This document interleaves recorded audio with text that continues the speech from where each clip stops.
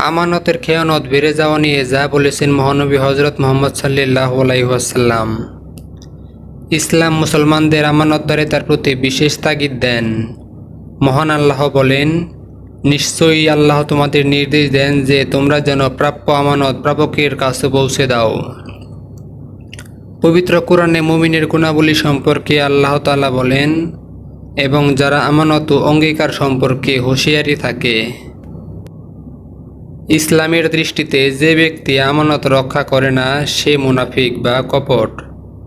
হাদিসে এসেছে, আব্দুল্লাহ ইবনে আমর রাদিয়াল্লাহু তাআলা আনহু বলেন, রাসূলুল্লাহ সাল্লাল্লাহু আলাইহি ওয়াসাল্লাম বলেছেন, চারটি স্বভাব যার মধ্যে পাওয়া যাবে সে খাঁটি মুনাফিক, এবং যার মধ্যে তার একটি দেখা যাবে তার মধ্যে মুনাফিকের একটি স্বভাব থাকবে, যে পর্যন্ত না সে তা পরিহার করবে। যখন তার কাছে কোনো আমানত রাখা হয় সে তা খেয়ানত করে। যখন কথা বলে মিথ্যা বলে, যখন ওয়াদা করে ভঙ্গ করে, যখন কারো সঙ্গে ঝগড়া বিবাদ করে তখন সে অশ্লীলভাষী হয়। কোরআনের আয়াত এবং হাদিসের মাধ্যমে বোঝা যায় আমানত রক্ষা করা মুমিনের বিশেষ গুণ। মুমিন এবং মুনাফিকের মাঝে পার্থক্য গড়ে তুলে আমানত রক্ষা করা ও না করার বিষয়টি। যার মাঝে আমানত রক্ষার গুরুত্ব নেই তাকে হাদিসে স্পষ্ট শব্দে মুনাফিক বলা হয়েছে। একই সঙ্গে আমানত রক্ষা না করার ভয়াবহ একটি দিক নিয়ে আলোচনা করেছেন আল্লাহর রাসূল হযরত মুহাম্মদ সাল্লাল্লাহু আলাইহি ওয়াসাল্লাম।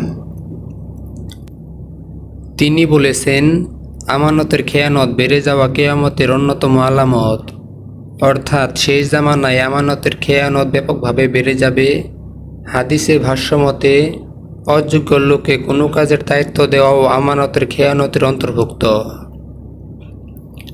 আবু হুরায়রা রাদিয়াল্লাহু তাআলা আনহু থেকে বর্ণিত, নবীজি সাল্লাল্লাহু আলাইহি ওয়াসাল্লাম কোনো এক মজলিসে আলোচনা করেছিলেন। এমন সময় একজন গ্রাম্য লোক এসে নবীজিকে এই বলে প্রশ্ন করল যে কিয়ামত কখন হবে। নবীজি সাল্লাল্লাহু আলাইহি ওয়াসাল্লাম তার কথা চালিয়ে যেতে থাকলেন। এই কারণে কিছু লোক মন্তব্য করল, নবীজি সাল্লাল্লাহু আলাইহি ওয়াসাল্লাম ওই লোকটির ওই প্রশ্নকে অপছন্দ করেছেন। আবার কিছু লোক বলল তিনি তার কথা শুনতেই পাননি। নবীজি সাল্লাল্লাহু আলাইহি ওয়াসাল্লাম তার আলোচনা শেষ করে বললেন, প্রশ্নকারী লোকটি কোথায়? সে বলল, এই তো আমি। তখন নবীজি সাল্লাল্লাহু আলাইহি ওয়াসাল্লাম বললেন, যখন আমানতের খেয়ানত হবে তখন কিয়ামত নিকটবর্তী হয়ে গেছে বলে মনে করবে। লোকটি আবার প্রশ্ন করল, কিভাবে আমানতের খেয়ানত করা হবে? নবীজি বললেন, যখন অযোগ্য লোকদেরকে দায়িত্ব দেওয়া হবে তখন কিয়ামতের অপেক্ষা করতে থাকো। আখেরি জামানায় যখন আমানতদারের সংখ্যা কমে যাবে তখন বলা হবে, অমুক গোত্রে একজন আমানতদার লোক আছে। লোকেরা এই কথা শুনে তার প্রশংসা করবে এবং বলবে, সে কতই না বুদ্ধিমান, সে কতই না মজবুত ইমানের অধিকারী, অথচ তার অন্তরে সরিষার দানা পরিমাণ ইমানও নেই। আরেক হাদিসে হযরত হুযায়ফা রাদিয়াল্লাহু তাআলা আনহু থেকে বর্ণিত, তিনি বলেন, রাসূলুল্লাহ সাল্লাল্লাহু আলাইহি ওয়াসাল্লাম আমাদের দুটি হাদিস বর্ণনা করেছিলেন, যার একটি আমি দেখেছি বাস্তবায়িত হয়েছে, আর অপরটির অপেক্ষায় আছি। তিনি আমাদের বলেন, আমানত মানুষের অন্তর্মূলে প্রবিষ্ট হয়, এরপর তারা কোরআনে লেখে, তারপর তারা সুন্নাহর জ্ঞান অর্জন করে। তিনি আমাদের আমানত বিলুপ্ত সম্পর্কেও বর্ণনা করেছেন। তিনি বলেছেন, মানুষ এক সময় ঘুমাবে, তার অন্তর থেকে আমানত উঠিয়ে নেওয়া হবে, তখন একটি বিন্দুর ন্যায় চিহ্ন অবশিষ্ট থাকবে। এরপর সে আবার ঘুমাবে, তারপর আবার তুলে নেওয়া হবে, তখন ফুসকার ন্যায় তার চিহ্ন অবশিষ্ট থাকবে। যেমন একটি জ্বলন্ত অঙ্গারকে যদি তুমি পায়ের উপরে রেখে দাও, এতে পায়ে ফুসকা পড়ে, তখন তুমি সেটাকে ফোলা দেখবে, অথচ তার মধ্যে কিছুই নেই। এই সময় মানুষ বেচাকেনা করবে বটে, কিন্তু কেউ আমানত আদায় করবে না। তখন বলা হবে, অমুক গোত্রে একজন আমানতদার ব্যক্তি আছেন।